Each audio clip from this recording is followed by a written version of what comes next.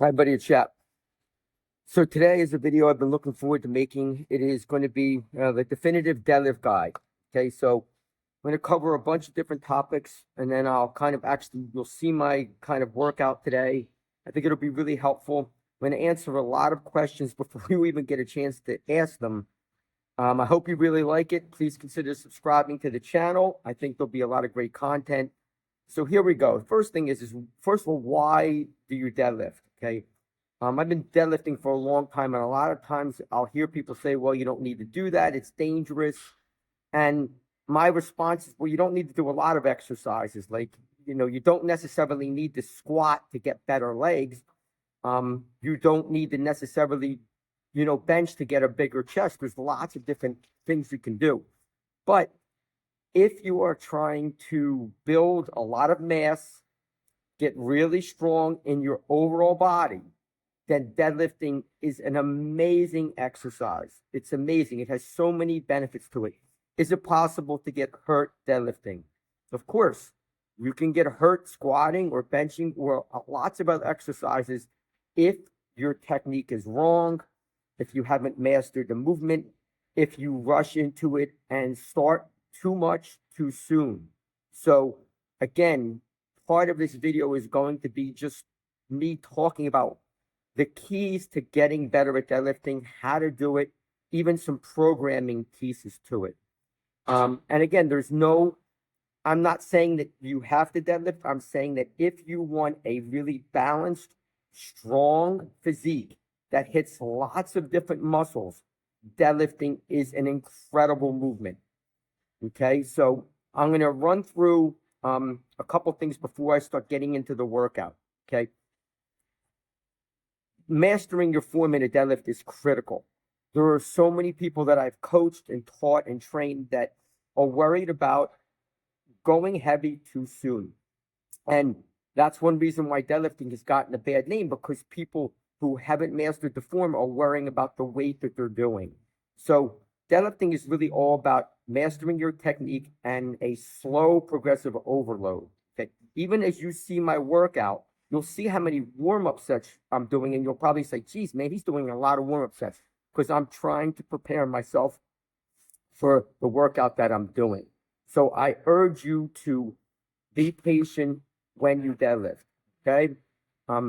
As for how often you deadlift, now, this is tricky. It depends on how advanced you are, how much weight you're deadlifting. I mean, obviously, if you've never deadlifted and you're deadlifting, 135 pounds, you're going to be able to handle deadlifting more than if you're a bigger guy and you're deadlifting 700 pounds. So it's called basically fatigue management. For somebody like me, I'm 58. I've been deadlifting for a long time. Realistically, I deadlift once a week, and sometimes I might have a second day where it's just accessory movements of a deadlift, like an RDL, which is another great exercise. Okay, so that's kind of how often. Okay, the rep ranges. It's going to depend on your goals. Like as a competitive powerlifter, when I am in season for powerlifting, most of my rep ranges are anywhere from 3s to 8s, but generally towards that lower end, because I'm not necessarily in a hypertrophy phase. I'm more in a strength phase. And again, I'm talking about this like for somebody who might not know. So a hypertrophy phase is more like building muscle. Strength phase is just getting stronger, and they can obviously cross paths in lots of different ways. So one time a week generally is going to be enough, and maybe if you have a second day, it would be like accessories or just going really, really light. Okay. As for things like clothing, like please do not deadlift in running shoes. Please, you want your feet to be as close to the ground as possible. So sometimes people will deadlift with socks on, which is okay. Sometimes people will deadlift with chucks on, which is not as bad as running shoes, but I personally don't like them. Or wearing wrestling shoes, which is great, or just a deadlift slipper, which you'll see me wearing. But you want your feet as close to the ground as possible. Okay. As for warming up, I'm not going to show you my warm-ups because it's just too lengthy, but I'll basically say that you really want to get your legs and your posterior chain, your back warmed up. So I'll do something called the McGill 3, which you can look up. It's a great beginning way to kind of get loose. And of course, there's lots of other things that I'll do as well. I'll do like dead hangs because it helps loosen up my back. And I'll do a lot of warm-up sets. So those are kind of things the way that I think about it. My final thing before I actually get into the workout and showing the deadlift is, please, again, when you program your deadlift, it's generally going to be programmed on a back day. Now, sometimes people will do it with legs, but that can be really, really taxing to deadlift and do a heavy leg day after. It's not impossible. It's tough. For me, I'm going to actually go over my general split. So I have a 4-day split, and my split kind of works like this. I'm even going to tell you the days, okay? So today is a Saturday. I'm filming this on a Saturday. That is generally like a whole day, like back, deadlifting back, some bicep work. And, you know, obviously there'll be a little bit of legs kicked in because you're deadlifting. It is some legs, but it's mainly a back and bi day. Sunday, I usually take off unless I'm doing some yoga. Monday is like a push day where it will be like chest, tries, and shoulders. Tuesday is off, and then Wednesday is a leg day because I need to be recovered from the deadlift day, and that's really critical. You don't want to have your deadlift day right up against your leg day because something is going to suffer.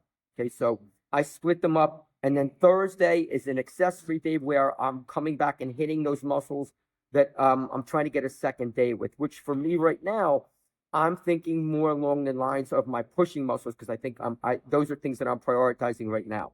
Okay, so there's my 4-day split. If I add a 5th day, so that 5th day would generally be, so I Saturday off, Sunday, Monday I'm on, Tuesday I'm off, Wednesday I'm on, Thursday I'm on. If I was going to pick up another day, sometimes it will be a Sunday, and that'll be like just a light day. So it's kind of my way my routine works out. And again, I am generally deadlifting on like, let's say, the first day of the week, or if you consider Saturday the last day of the week, whatever you want to consider it. Okay. I guess one final thing that I'll say to you is the thing about deadlifting is when you master your form, your weights are going to go up incredibly fast, especially for beginners, because once your technique is good, you're going to have a lot of muscle memory and you'll be able to do the movement. So again, be cautious in how fast you go up, okay? I will talk a little bit about programming maybe at the end to kind of like wrap it up. Finally, for today, I am doing a conventional deadlift. Now, when I powerlift, I have done both sumo and conventional, okay? Generally, depending on your body size, your leverages, it's going to depend on which you're better at. For me, I tend to be better at sumo, but I like conventional more because I feel like it's more of a strength movement. I feel like I get more size out of it, but it depends on what you like. So now I am in a conventional phase of training. This is my 4th week of progressive overload. I started out and I'm doing a hypertrophy phase. So I did 235 for 3 sets of 10, 245 for 3 sets of 10, 255, which was last week for 3 sets of 10, and today is 265 for 3 sets of 10, or 4 sets, depending on how I'm feeling. And then next week will be my last week of this hypertrophy phase, and then I will do a deload and you know, change up my reps. So these are all sets of 10, not on my warm-ups. The warm-ups will see a little bit lower reps. Again, please subscribe to the channel. And if you're not sure of something, please ask. Okay, my background, I have too many years of training to even think about. Started training when I was 13. I'm now 58. That's 45 years of training. And I've been deadlifting since I've been about 20. So 38 years. Okay, so please ask questions. If something doesn't seem like it makes sense, just ask and I'll address it. And if we agree, that's great. If we disagree, that's also great. Okay, thanks again. You're going to see me going through the video as I go.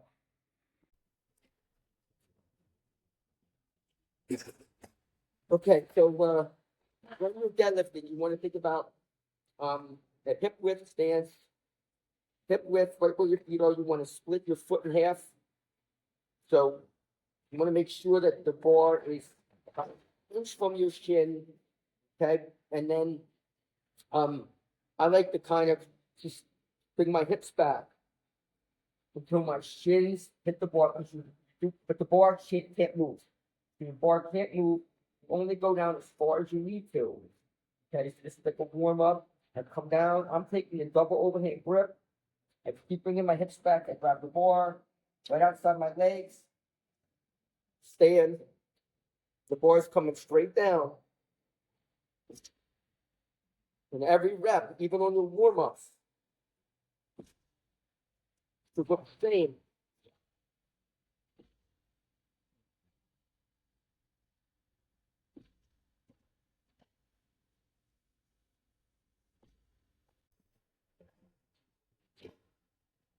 This would be another warm up set. Same thing. It's like 135. One of the things that people will say is like you warm up a lot. Well, obviously, really want to kind of get that muscle mind connection going. And one thing I didn't mention that I'm going to mention real quick is please make sure your bar is even. Nothing is more frustrating than somebody whose bar is crooked. So make sure your bar is even. Again, same kind of thing again. Same thing. Cut your foot in half, about an inch from the bar. Hip width, get your feet, hips back.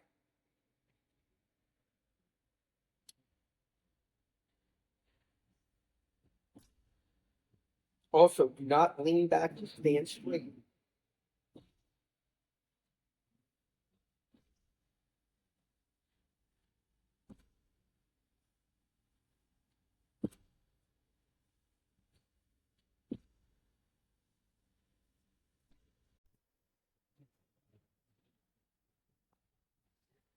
So this is going up to 185, another warm-up set. One thing that I didn't mention real quick is people ask, should you belt up? It just depends how heavy you're going. Obviously, for 185, I don't really need the belt up, so I won't. I'll start belting up probably around 245 or so. Also, once I get up a little bit heavy, I'll start using short to help you more. So here we go, same thing, 185.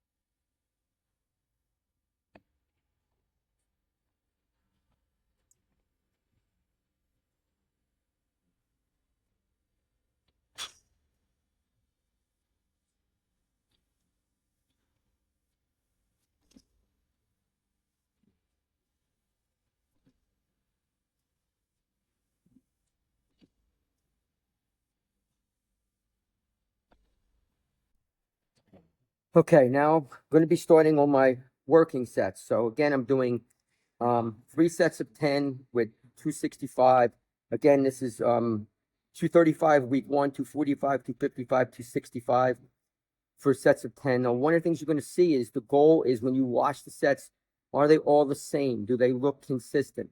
And you're probably going to say, hey, Shap, they don't really look that hard. But again, this is kind of like an hypertrophy phase where I'm trying to get 3 sets of the same number. And again, it's just building up over time. So next week will be 275. A couple other things that I really want to mention that are critical is when it comes to kind of like deadlifting progressive overload, it is really, really important to go slowly.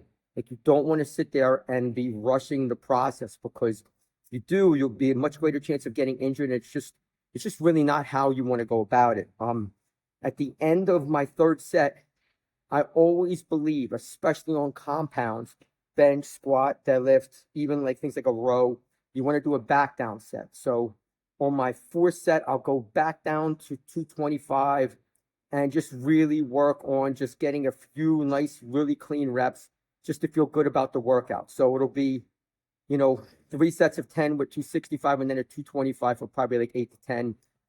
Also, you see how many warm-ups I did. So I did 135 for 2 sets, 185, 225. It's a lot of warm-ups, but again, like for me being older, I really do need those warm-up sets to kind of be prepared. And I think you always want to err on the side of caution when it comes to training. It's better to do one more warm-up set that's good than, you know, not do them at all. Okay, so you're going to see the 3 sets in a row. I'll kind of talk through them, and then I'll do my 225, and then I'll do a wrap up at the end. Okay, so here we go. Hi everybody, so this is my first set of 265 for a set of 10. You'll notice that like everything is the same as the other sets, even though the weight's heavier. So I'm going to brace in. That's why you see me move my arms. I brace in. I do a little hinge. There it is. And the back movement is the same no matter what. It never changes. There's no bounce. The bar comes up and down along the same bar path. So you want the bar traveling up your legs. That's why you have high socks on, so it doesn't rip your shins and you start to bleed. At the end of the set, when I get to like rep 8 or 9, I take like a little bit of a pause because I'm just getting a little bit winded. It's a lot of reps. But notice that the technique is still the same no matter what's going on. So hope this helps. I'll follow it with the second and third set, and we'll go from there. Okay? Thank you. Okay, everybody, this is my second set. Again, 265 for a set of 10. And as I've said like 16 times already, I do the same thing, kind of bringing my arms up to kind of help me get braced. But there's that kind of wedge again. And I do the same exact thing over and over and over again, taking that breathing and bracing, kind of hear the breathing and bracing. It's something I haven't really talked a lot about, but you really want to be in a good brace when you are getting ready to do any kind of compound movement. It helps keep you tight, keeps your core tight, and even helps you avoid getting injured. So I highly recommend that. And this is the same thing as it gets towards the end. I just take a little bit of a pause, because just getting a little bit out of breath, like right there. Again, the weight's not crazy heavy, but that's just how. Okay, this is my my last set, third set of 10 for 265. Felt really good on my first 2 sets. Definitely a little bit of winded just because of it's 20 reps altogether, so it is a little fatiguing. But I feel really good. This set shouldn't really be that big of a deal, not that hard. Again, same things again, bracing into it and wedging into the bar. Make sure the bar travels up your legs, the same bar path. You notice I'm taking a deep breath and bracing. So once I get again towards the end of the last rep or 2, it's definitely a little bit fatiguing. I can feel it, just, over doing 30 reps is a lot of reps. But the same position, same back position, same hinge, same breathing over and over again. Can't emphasize that enough. I hope the video has helped, and then I'll do a quick back down with 225, and then we'll wrap up. Okay? Thanks again for all you do. Appreciate it.